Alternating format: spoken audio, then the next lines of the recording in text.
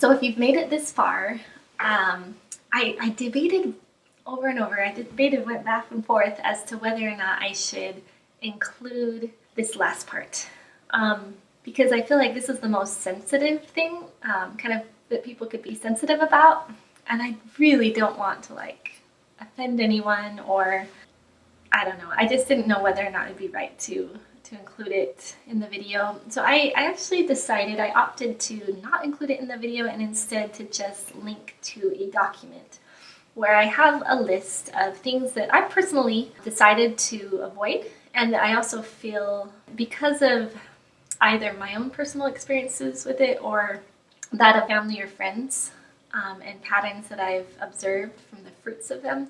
These are things that I have felt to warn my children about and others about. Of course, that means that we're getting into specifics here. If you're easily offended, then feel free to just pass over that. But if some of the things that I've shared have been helpful and you want to know more specifics of things that I'm actually warning against, then please feel free to find that document in the description below. And just a disclaimer, I am not necessarily saying that all of the things that I list there are things like that are of the devil or that are really bad.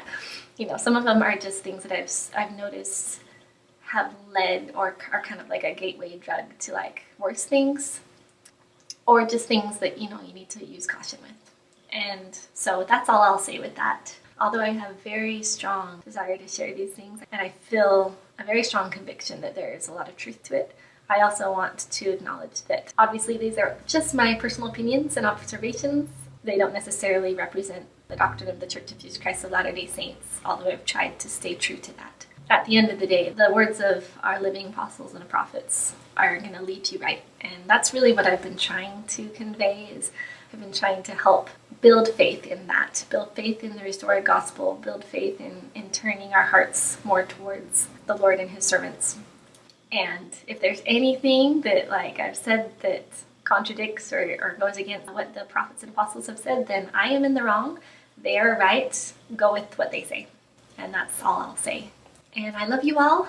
My greatest desire is that I just help others to avoid falling for some of the things that I feel like I have fallen for or gotten close to getting sucked into, and to be able to maybe lay out more clearly the need for staying close to the restored Church of Jesus Christ and staying close to the Spirit, and not being complacent, but being vigilant and realizing that we're in a battle between good and evil, and sometimes the line between good and evil can be blurred a little bit, and especially in these last days, it's been prophesied that good will be seen as evil and evil will be seen as good. And I don't want to be in that category where I swap labels, where I start condemning good things as evil or evil things as good. I want to be in the right, and I know that as we keep close to the Spirit and have him as our guide and keep humble and make sure that our hearts stay soft and that we are having the right types of changes of heart,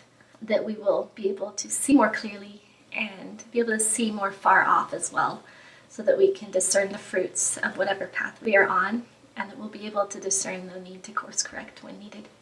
Thank you for listening. I hope you all have a wonderful, blessed day.